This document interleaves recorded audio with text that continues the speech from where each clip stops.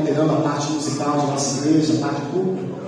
E é muito bom ver os irmãos se desenvolvendo aí, né? Ver o Lucas nos dirigindo no louvor, as crianças também, as nossas crianças, né? Fazendo a abertura do culto. E a gente está muito feliz por isso, né? A Isabela começando no tom para fazer o outro depois. Cadê a Isabela? Desceu também? Eu me senti um pouco assim, eu deixei um legado, né? Eu deixei um legado. Assim, tudo sou eu, né? Eu já ia dizer que eu saí daqui melhorou tudo, quase tudo. Brincadeira essa parte, até isso é muito bom, porque a gente é família.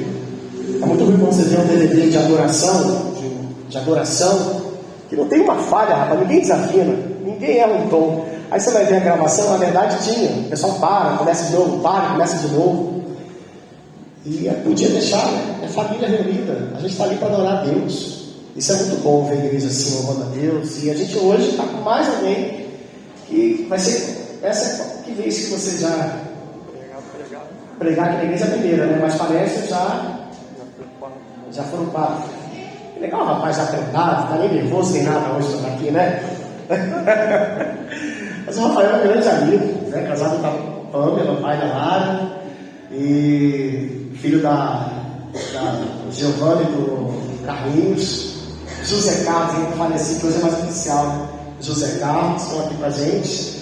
E é muito legal a gente poder ver o crescimento do nosso irmão, que inclusive, irmãos, tem entendido da parte de Deus um chamado do ministério pastoral, tem orado com a sua família. E nós somos muito gratos a Deus por ver o crescimento do nosso irmão. Se for pelo tamanho da Bíblia, a pregação vai ser boa, né? Então vamos lá para a vida dele também. Quero convidar aqui o pastor Álvaro, por favor. Foi você que fez o convite ou foi o pastor João? Diretamente. Então, pastor João. Ele lembra do João, ele lembra do Álvaro, mas agora que o Álvaro falou que é o João, então é o João. Eu convidei, não. Bom, se der errado, a culpa é deles. Quer dizer que eu não convidei. Brincadeiras à parte, vamos orar para o nosso irmão, que Deus fale no nosso coração, pelo instrumento que você é, não pelo que você ainda vai ser, nem pelo que você já foi.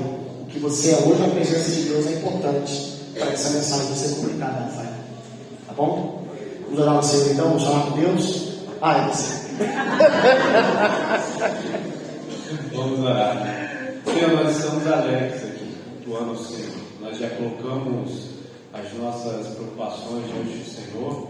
Talvez nesse tempo o diabo, o nosso próprio pecado, vai fazer com que a gente não confie no Senhor, já tem entregue tudo isso e a gente se perca aqui na sua palavra, na direção que o Senhor vai dar através do Rafael, Pai. Então nós te pedimos ajuda para a gente que vai ouvir. Nós já agradecemos, nós já participamos, Senhor, desse culto, que prestamos ao Senhor esse culto, que tanto faz bem para nós. Sabemos que o Senhor não muda em nada, nos sente melhor, não cresce, mas o Senhor já nos deu uma oportunidade tão rica de participarmos de tudo que participamos aqui hoje.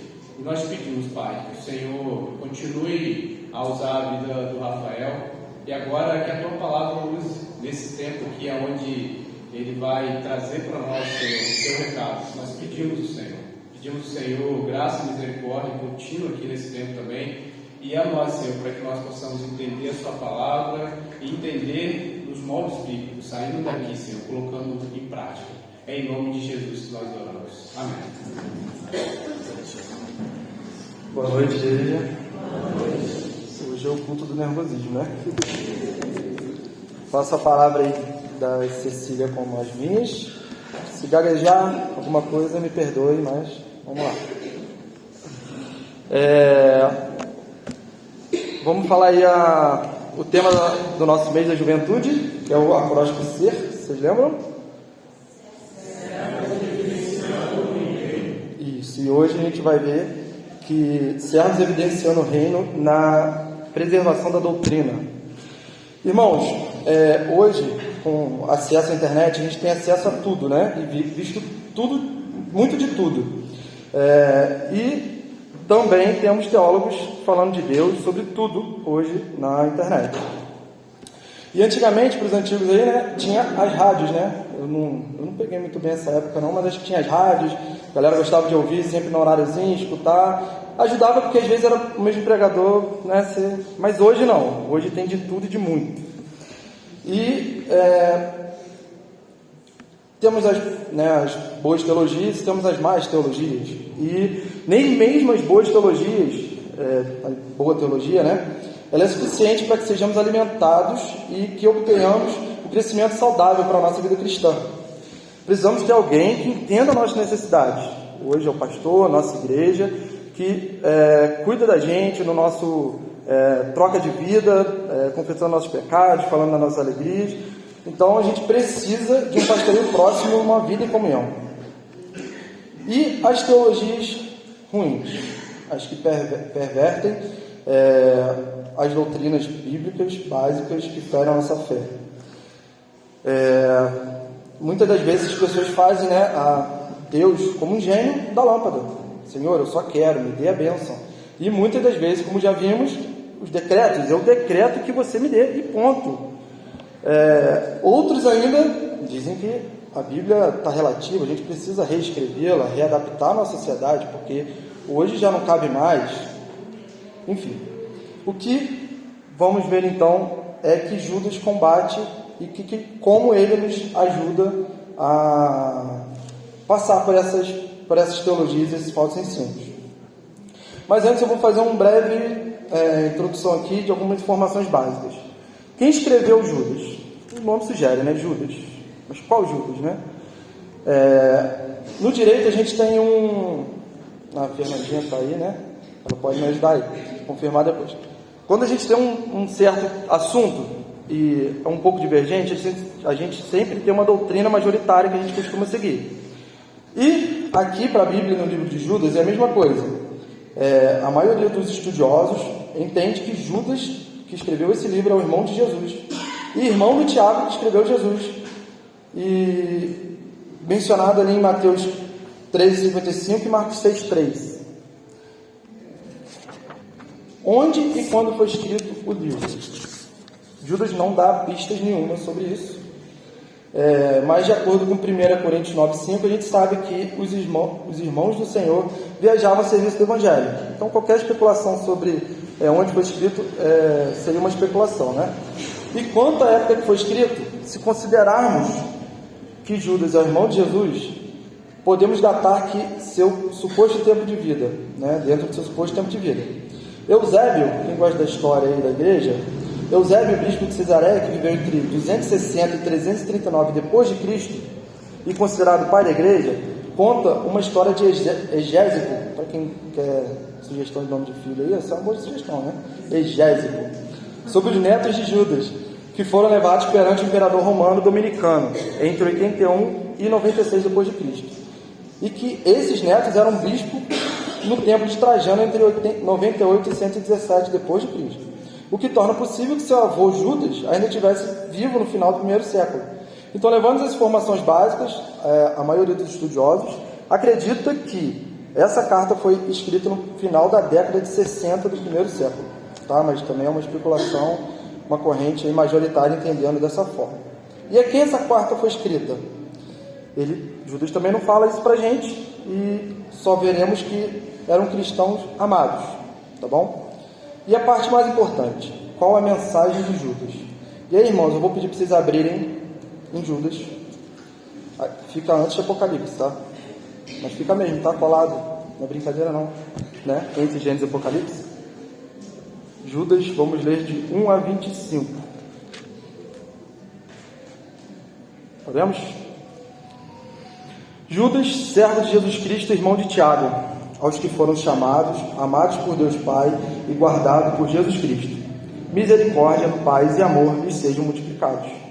Amados, embora eu estivesse muito ansioso por lhes escrever acerca da salvação que compartilhamos, senti que era necessário escrever-lhes, insistindo que batalhassem pela fé de uma vez por todas, confiada aos santos. Por certos homens, cuja condenação já está sentenciada há muito tempo, infiltraram-se dissimuladamente no meio de vocês. Estes são ímpios e transformaram a graça de nosso Deus em libertinagem e negam Jesus Cristo, nosso único soberano e Senhor. Embora já tenham conhecimento de tudo isso, quero lembrar-lhes que o Senhor libertou um povo do Egito, mas posteriormente destruiu os que não creram. E quanto aos anjos que não conservaram suas posições de autoridade, mas abandonaram sua própria morada, eles os têm guardado em trevas, presos em correntes eternas, para o juízo do grande dia.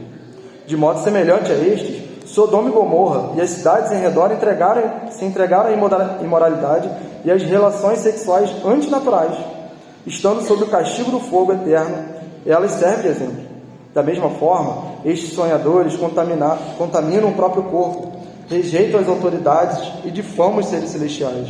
Contudo, nem mesmo o arcanjo Miguel, quando estava disputando com o diabo acerca do corpo de Moisés, ousou fazer acusação injuriosa contra ele, mas disse: o Senhor o repreenda.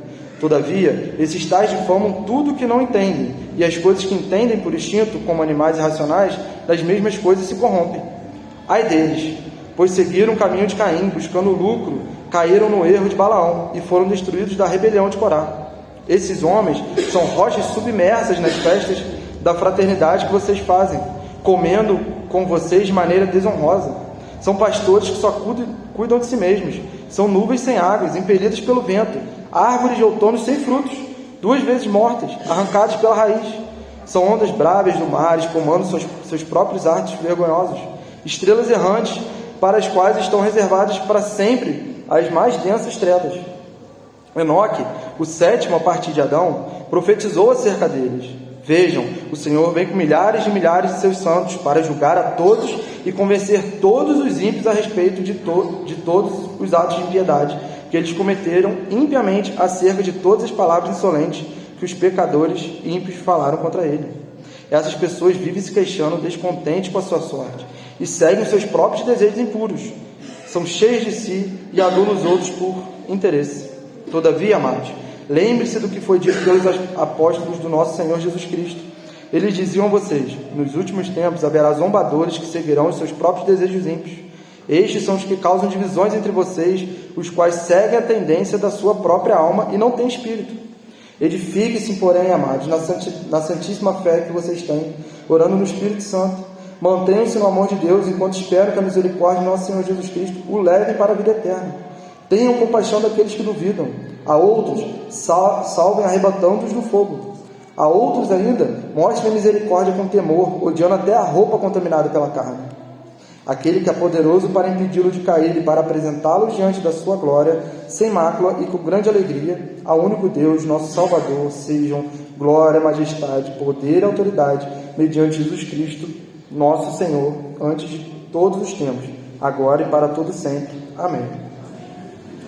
Irmãos, como no verso 3 sugere, Judas tinha uma intenção de escrever sobre a salvação e a vida cristã, mas viu uma necessidade muito grande de combater os ensinamentos falsos que estavam crescendo, as doutrinas e ensinamentos que não condiziam com a fé, que já foi de uma vez por todas revelada. E Judas mostra que o plano salvífico de Deus para com os que creem já tinha sido revelado de uma vez por todas, e que algo além disso era uma falsa doutrina.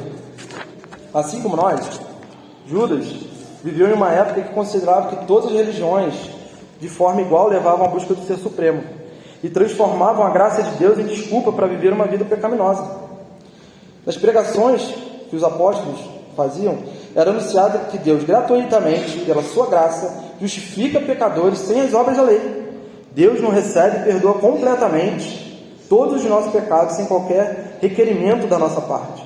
Não é através do mérito, não é por base na moralidade ou na espiritualidade, ou nem qualquer coisa que nós façamos. Mas a justificação do pecador é algo que Deus concede gratuitamente pela fé em Cristo Jesus. E nesse sentido as pessoas podem tirar conclusões precipitadas. Ora, se a salvação não é pelas obras, e somente a graça me justifica, mediante de Deus, né? Então não precisamos viver em liberdade, mas em libertinagem. E aí uma pergunta para os jovens solteiros, presentes aí. Podemos nos relacionar de forma deliberada com outras pessoas, usando o corpo delas para satisfação própria? E é isso que a gente tem visto aí fora, essa perversão da juventude, enfim. Já que a salvação não é pelos nossos méritos, podemos fazer isso?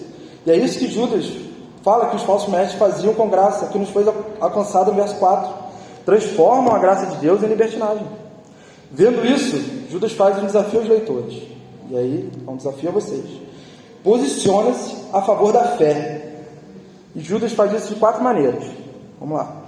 A primeira, Judas nos desafia a nos posicionarmos a favor da fé, expondo o perigo, a esterilidade e o destino final dos falsos mestres, contidos no verso 5 a 16. Dos versos 5 ao 7, Judas rememora aos seus leitores o castigo de Deus com a desobediência passada. Ele dá 3 exemplos que mostram que uma posição em si não é garantia de salvação. No verso 5, se quiserem deixar a Bíblia aberta e acompanhando, a gente vai passar verso por verso aí. No verso 5, Judas nos diz que mesmo libertos do Egito, os infiéis foram mortos no deserto. Somente a geração posterior entraria na terra prometida, tirando Josué e Caleb, se eu não me engano. No verso 6, os anjos que foram desobedientes estão em prisões eternas. E no verso 7, Sodoma e Gomorra, que eram cidades da terra prometida, foram destruídas pelo fogo. E aqui fica evidente que, independente da posição que alguma pessoa esteja, a salvação não é garantida. Somente que crê em Cristo Jesus como aquele que lavou seus pecados com seu sangue na cruz, tirando toda a ira de Deus sobre essas pessoas e tendo Cristo experimentado a ira em seu lugar, podem ser salvos. Irmãos, esse trecho nos ensina que não adianta ser membro de igreja. Muitas pessoas se sentem tranquilas por estarem com o nome em rol de membros da igreja, ou ir na igreja de vez em quando, fazendo seu papel, de vez em quando vou lá ver Deus, mas não é isso que salva. Temos perdidos aqui dentro e salvos lá fora. E aí a gente precisa estar atento e ter uma experiência verdadeira com Cristo como Senhor e Redentor da nossa vida. Como a gente tem feito isso? Como que está nosso coração, né? Dos versos 8 ao 13, Judas denuncia os falsos mestres, pegando os exemplos dados do passado para os falsos mestres do presente. E nos mostra que estão no mesmo caminho de perigo e destruição do passado. Nos versos 8, 9 e 10, ele compara os falsos mestres com os israelitas que contaminam seus corpos. Os anjos que rejeitaram a autoridade e Sodoma e Gomorra que difamaram e zombaram de seres celestiais. Sobre o último ponto, Judas ainda afirma que nem Miguel, quando teve a justificativa para fazer acusação contra o diabo, o fez, deixou Deus repreendê-lo. No entanto, os falsos mestres podem até zombar e difamar as coisas que não compreendem por completo, mas compreendem o suficiente para serem responsáveis pela própria ruína. No verso 11, ele continua mostrando a condenação desses falsos mestres, pois seguem 3 maus precedentes. O de Caim, que não teve respeito por seu irmão, matou. O de Balaão, que enganou o povo por ganho pessoal.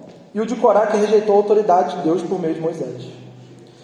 No versos 12 e 13, Judas continua dizendo que esses falsos mestres são culpados por arruinar a comunhão cristã, por se preocuparem apenas consigo mesmos, deixando de realizar o que prometem, como nuvens sem águas, árvores que não dão frutos, e sem controle, como as ondas violentas do mar.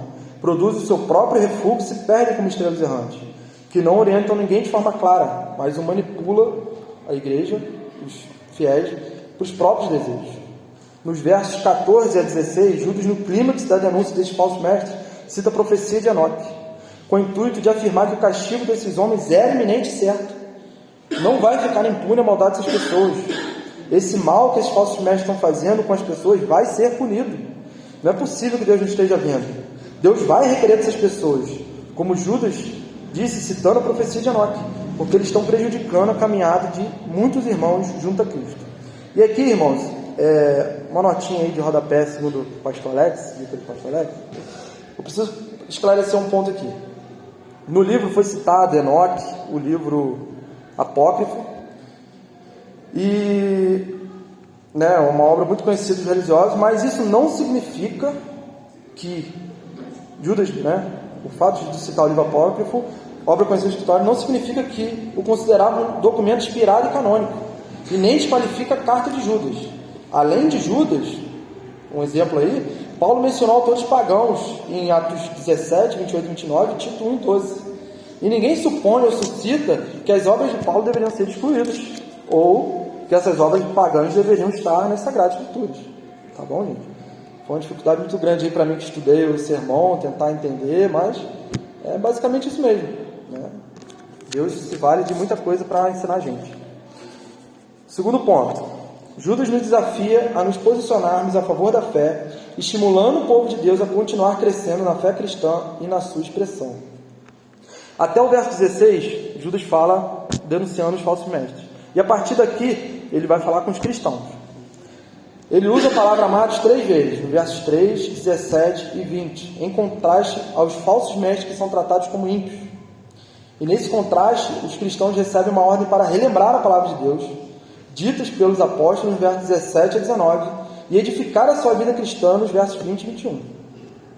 No verso 17, Judas mostra que as escrituras vieram por meio dos apóstolos, e esses falsos mestres queriam se sobrepor aos apóstolos de Jesus, dizendo ter novas revelações sobre Deus. Ora, se no verso 3 Judas havia falado que já tinha sido revelado de uma vez por todas, como então esses falsos mestres ficavam acrescentando ensinamentos contrários à verdade já revelada?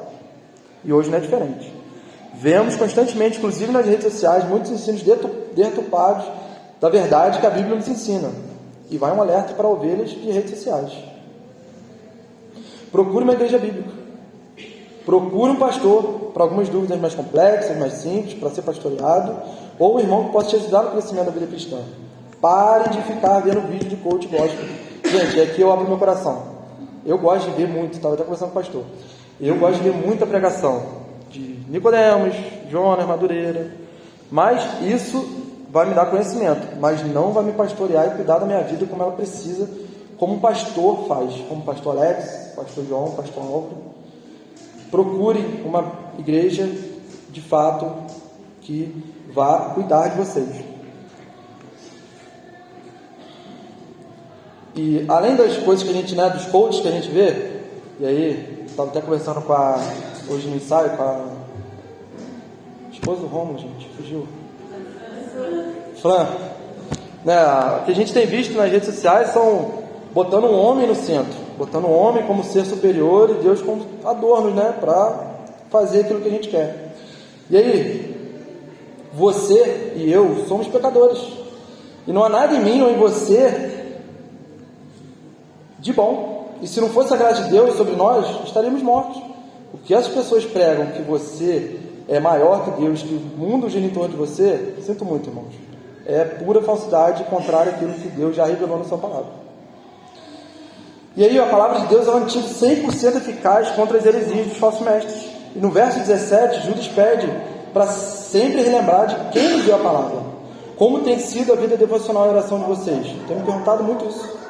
Vocês saberão reconhecer esses falsos mestres, saberão ficar firmes na palavra de Deus, independente dessas doutrinas deturpadas contra as Escrituras?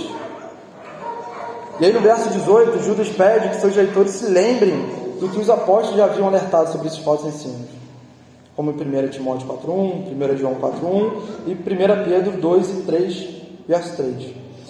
E esse tempo havia chegado, em que esses enganadores já estavam dentro das igrejas, se passando como crentes, atacando os apóstolos, pervertendo os ensinos sobre a salvação graciosa de Jesus Cristo.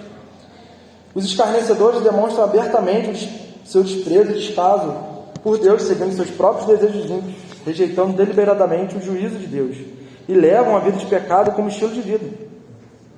No verso 19, Judas pede que relembrem o porquê dos apóstolos terem alertado desses falsos ensinos. Esses falsos mestres querem dividir a igreja e levar os crentes para longe da verdadeira comunhão dos santos. Eles enganam porque não têm o Espírito Santo. Travestidos de ovelhas, tentam entrar disfarçadamente no meio do rebanho para devorar as ovelhas, como em Atos 20 e 29. E por vezes se manifestam no meio do rebanho de Cristo, para arrastar os crentes, tornando-se reféns espirituais, como em Atos 20 e 30. No verso 20, parte A, Judas traz o fundamento para a vida cristã. Ele começa e termina sua carta falando sobre a fé. Judas convoca seus leitores a batalhar pela fé, uma vez que eles também são edificados na fé. A nossa fé está registrada nas Escrituras, a igreja precisa ser edificada na palavra. Os pregadores precisam ter o compromisso com a palavra e a glória de Deus, e glória a Deus, e aqui um adendo aqui, porque na nossa igreja a gente tem os pastores que zelam pela palavra e a própria igreja zela pela palavra, né? Nós que subimos aqui não temos o direito de nos valermos, né, desse microfone púlpito para pregar o que não está nas Escrituras. A ordem apostólica, como Paulo traz em 2 Timóteo 4,2, pregue a palavra. A palavra é o alicerce da vida cristã. É ela que nos norteia para uma viagem rumo à glória e que nos dá alimento necessário para a nossa peregrinação rumo ao céu. No verso 20b, parte B, 21, Judas nos traz o poder para edificar a vida cristã. Se a palavra é o fundamento da vida cristã, a oração no Espírito é o poder eficaz para edificá-la. A palavra de Deus e a oração devem andar juntos para a edificação da igreja. Não tem como ter só estudo da palavra ou só oração. Os dois devem andar de mão dadas. Somente quando unimos a oração e a palavra, podemos triunfar sobre os falsos mestres e ter uma vida plena.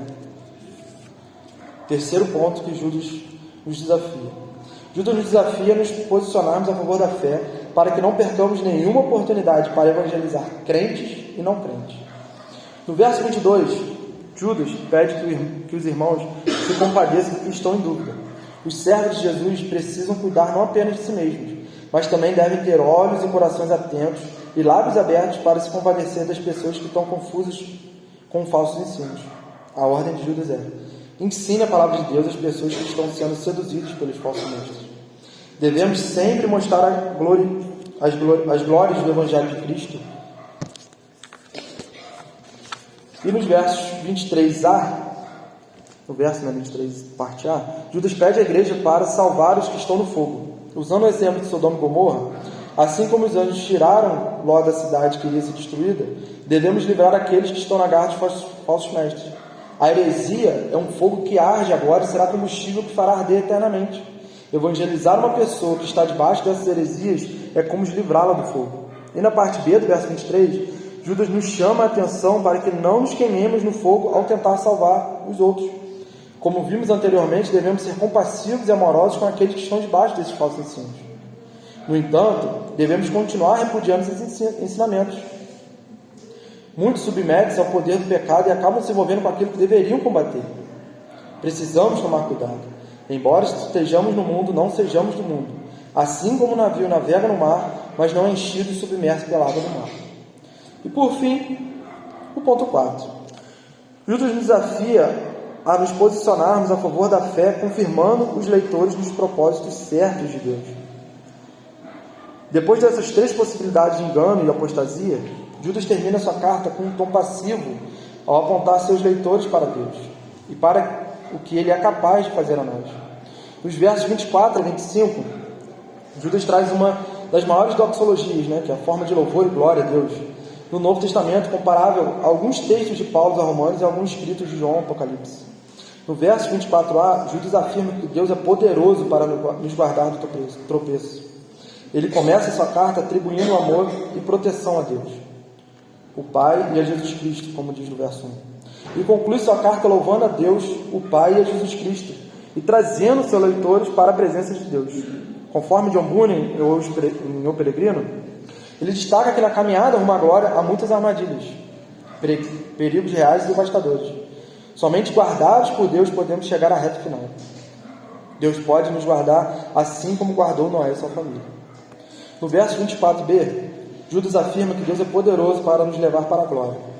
Deus planejou nossa salvação, envia Cristo, executa nossa redenção, Cristo morre pelos nossos pecados, e consumará nos fins do tempo nossa glorificação. Tudo vem dele, tudo é por meio dele. Ele mesmo nos purificou e nos apresentará como noiva gloriosa no grande dia. E aqui, irmãos, fui breve na exposição do livro. E queria fazer 3 aplicações com vocês sobre o que a gente acabou de ver aqui. Primeira, se posicione a favor da fé em Cristo Jesus. Não tenham vergonha ou medo de perder algo por se posicionar com o verdadeiro evangelho. E aí, o mês é para os jovens, e essa palavra é para os jovens. Não tenham medo de perder amigo na escola, faculdade ou em qualquer outro lugar. Às vezes, perder uma amizade que tem aversão ao evangelho pode ser a garantia ou meio para obter uma vida mais santa. Se sua amizade não quer entrar com você no navio rumo à glória eterna, não pule com ela no mar da lama do pecado, que vai destruir sua vida. Deixa que ela vá. É triste, é doloroso ver alguém que a gente ama, que a gente quer estar perto, mas pior que um perdido, são dois perdidos. Lamente, ore, pregue a palavra para ele, mas nunca vá para o pecado com ela. Se ela quer ir, deixe que ela vá. Segunda aplicação: estudem a palavra de Deus e tenham uma vida ininterrupta de oração. Façam isso uma prioridade existencial para a vida de vocês.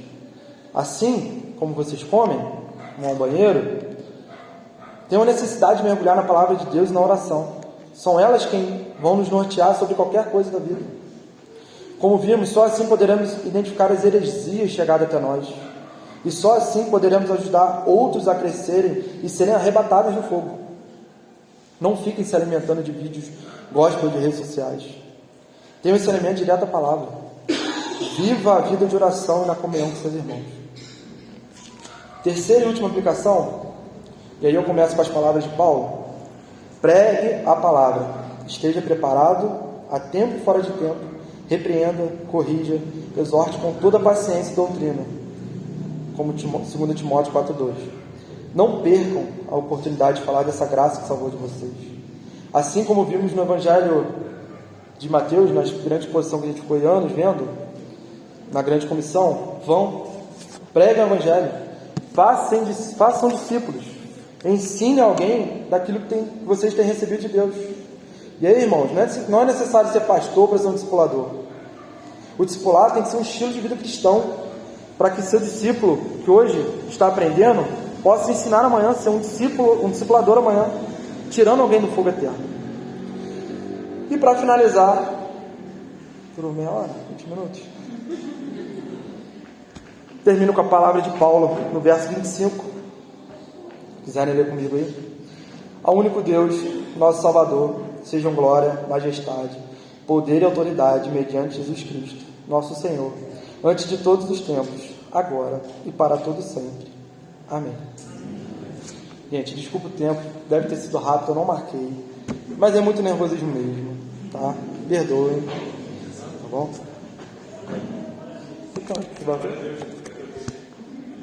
Vamos orar com o Senhor. Obrigado por essa palavra, Pai. Muito obrigado. Com tudo aquilo e por meio de tudo que o Rafael relatou agora para a gente mais uma vez no final, o nervosismo, a preocupação com o tempo e tudo mais que ele possa estar sentindo nesse momento, o Senhor nos deu mais uma chance de sermos advertidos quanto ao compromisso de sermos servos que ele tem o reino por meio da preservação da palavra do Senhor. Vamos todos desafiados, ó Deus. Primeiro, a crer nessa palavra que de uma vez por todas nos foi entregue. E segundo, todos desafiados a preservá-la no estilo de vida, na nossa fala, nos nossos relacionamentos. Que o Senhor faça essa obra em nossos corações, pelo poder que Judas disse que estava dispensado a nós. O poder do Espírito, a obra do Senhor nos confirmará fiéis e firmes até o final. Agradecemos imensamente pelo do Rafael, que nós fazemos no Senhor de Jesus. Amém. Vamos, Cadinho, quero chamar o pastoral para minha frente. Vai fazer uma oração pela tua vida agora, um pouco mais.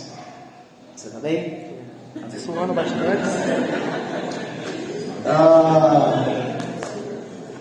Calma. Você começou muito mal. Bem mal mesmo. Muito mal. Para começar a esquecer nome de amigo íntimo. E você tem que pegar o meu legado mais para frente. Eu comecei isso há alguns anos atrás. Para você não começar a esquecer o nome da Fran. Só nesse sentido. Mas quanto ao conteúdo da sua pregação, eu rememorei um sermão que eu preguei aqui na Quinta Igreja em 2008. Quem é antigo, eu tinha quanto tempo aqui? Alguém se lembra quando eu fui empossado? 2007. Então eu tinha cerca de um ano, eu não consegui ver antes. Vi no arquivo aqui. O tema da minha mensagem era bênção ou maldição? O que escolher? E aí eu vi que o objetivo geral era lento / evangelístico. E eu pego um texto, tiro do seu contexto e faço algumas aplicações pessoais aqui para ajudar os irmãos a terem uma vida melhor. Muito pouco evangelho, bastante autoajuda. Que coisa ruim que vocês comiam naquela época, gente. Só pela graça de Deus, o Senhor sustentou vocês até aqui. Eu aprendi a expor o Cristo Sagrado aqui, não foi no seminário, foi aqui nessa igreja. E o seu primeiro sermão foi a exposição de uma das cartas mais importantes para a fé cristã. Você começou muito bem. Glória a Deus pela tua vida. Amém ou não amém? Amém. Terceira coisa, você começou mal, esqueceu o nome já. Você acabou, todo mundo tem 16 anos, você abre o olho. Vai fazer uma fotografia de cérebro aí, brincadeira.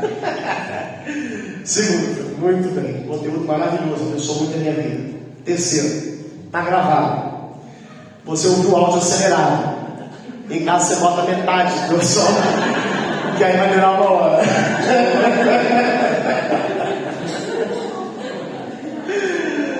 E aí você me lembra muito quando eu comecei. E tinha irmãozinho falando assim na igreja: calma. Olha, lembra-se. A gente quer dar um presente para você. Passar o pastoral para passar as suas mãos. Queria que você visse o presente. É uma coisa que vai te ajudar muito nessa caminhada. Que você reconhece.